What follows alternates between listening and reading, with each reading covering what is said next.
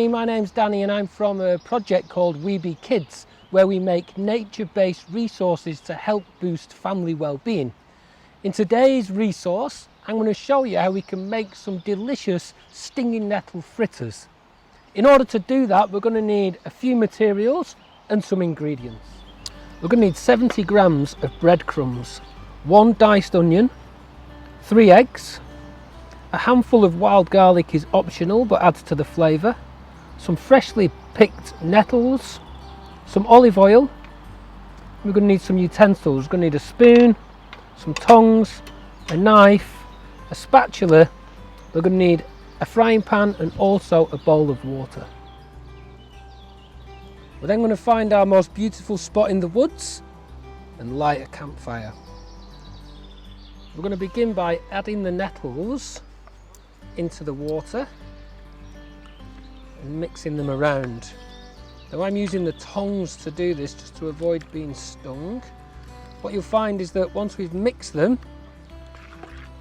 not only have we cleaned them, but we're also taking the sting out of them by flattening the hairs on the back of them. Once you've mixed them for a few minutes, you'll then be able to handle them. What we're going to do next is just take them out, and we're going to drain them off just by squeezing them and laying them on our cutting board. We're then going to finely chop our nettles.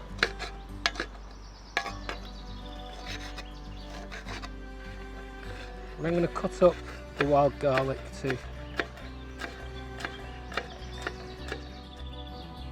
I'm going to add a little bit of oil to the pan and we're going to fry off the onions and the wild garlic until they go brown and soft.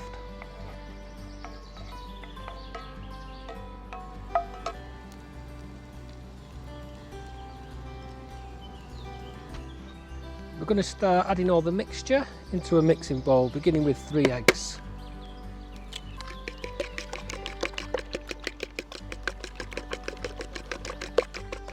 Then I'm going to add the breadcrumbs and the stinging nettles, and we're going to mix it all together.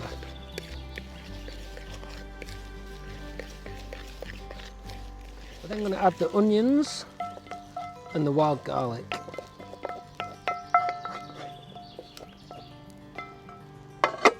And continue to mix.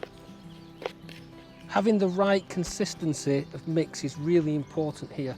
If it's too dry, then your fritters are just going to fall apart. So you just want to take them and just gently ball them in your hands. If they hold together, then we're good to go. But if they begin to fall apart, we might need to add another egg.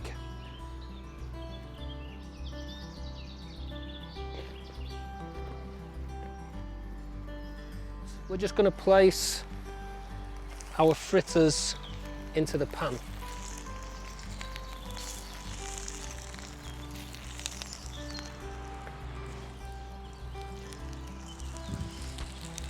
Then press them down gently.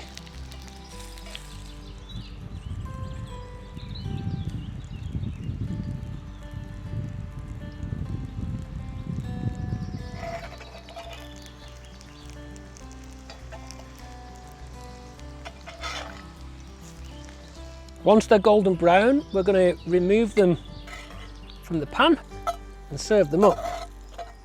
Now they can be eaten alone, or you could make a nice salad garnish with them, or you could even put them on a bun in replacement for a burger. So there we have our delicious stinging nettle fritters. Easy to make with a number of things that you can forage at this time of year.